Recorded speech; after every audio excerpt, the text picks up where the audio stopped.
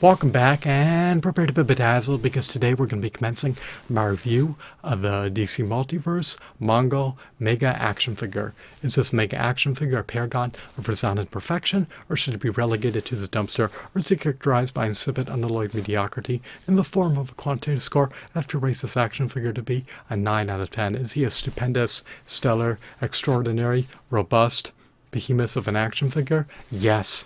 This action figure is indeed the quintessential Mongul action figure. Does he trump the DC Universe Classics Mongul action figure? I objectively would make the contention that he does. He's more burly, more hulky, and of course, more hefty relative to the DC Universe Classics Mongul action figure. Of course, he emulates his comic book counterpart, which is always a redeeming quality. Why am I deducting a point from the review score? Why did I rate him to be a 9 out of 10 and a little bit 10 out of 10? Well, he has an open hand. I would have preferred if he had two-fisted hands. I would have preferred if he came bundled with accessories. He only comes bundled with a stand, so he has scant accessories, to say the least. Does he come bundled with a collectible art card? Presumably not. He only has 22 points of articulation. So his articulation is not comparable to the articulation of an 8 October's Marvel Legends action figure that was sporting 32 to 40 points of articulation. So this Mongul action figure has superior details, superior textures, a superior sculpt, superior shadings, and of course decent articulation. He is meticulously detailed, which is a redeeming quality. You can even see his veins popping out of his upper arms. He looks like he's ready to enter the fray and mangle and mutilate his adversaries today. Is he iniquitous? Is he sadistic? Is he malevolent? Is he malign? Is he cunning? Is he conniving? Is he devious? Is he villainous? Well, I'm under the axiom that he is an adversary of Superman, and that he perpetrates misdeeds, and that he has a proclivity to subdue and trounce superheroes and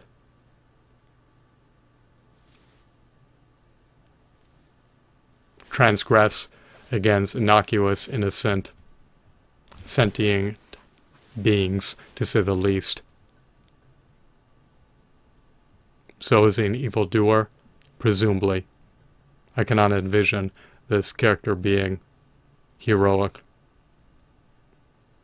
It definitely is uncanny and peculiar that he's grinning. I do love the fact that he has some armor to bolster and augment and enhance his defensive capabilities to better mitigate against damage. He can ward off, fend off, stave off superheroes and keep them at bay. He's arduous to defeat in melee combat. Does he possess divine powers? Who knows? I'm presuming that he's almost as powerful as Darkseid.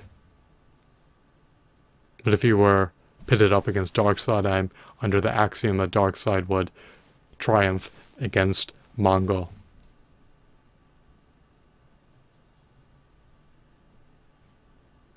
So I'm deducting a point because he has an open hand.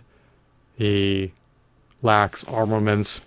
He lacks Build-A-Figure pieces. He lacks comic books. And he does not come bundled with additional Build-A-Figures. I have to utilize an 8 October's Marvel Legends action figure as a benchmark for comparison of value.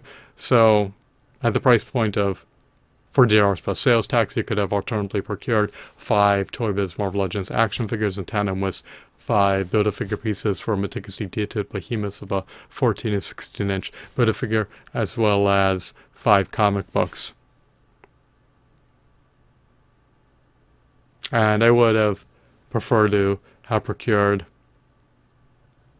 5 Toy Biz Marvel Legends action figures in tandem with 5 comic books, as well as 5 Build-A-Figure pieces, in lieu of procuring the single DC Multiverse Mongul Mega Action Figure for $40 plus sales tax. He should have combined with alternative heads, DC Comics movies, DC Comics television series, DC Comics video games, DC Comics posters, DC Comics comic books.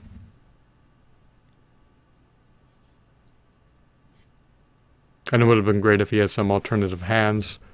I preferred if he would have had two-fisted hands so he could pummel his adversaries to a bloody pulp. Is he a bestial, brutal savage? Can he brutalize his adversaries, presumably?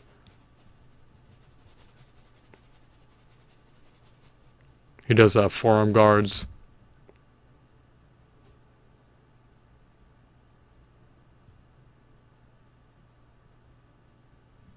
I love it when action figures have a metallic sheen.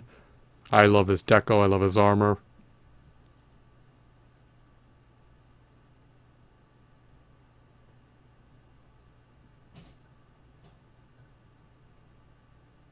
His boots are quite sizable. He's truly a menacing, intimidating character, and he could overwhelm his adversaries with his brute force. He goes on the offensive war, and he's practically an inexorable juggernaut. But perhaps Superman and relatively few superheroes are capable of subduing him. So, 9 out of 10 is my final verdict. The price point is steep. And we only got one accessory. And I'm not too much of a fan of his facial expression. His visage shouldn't be himself grinning. His countenance should not be of himself grinning. But I prefer if he had a more stern, neutral, vacant expression. So I hope that you found this video to be intriguing, insightful, and I hope that you deem this video to be captivating, riveting, enthralling, engrossing, and mesmerizing. I hope that you were regaled and bedazzled.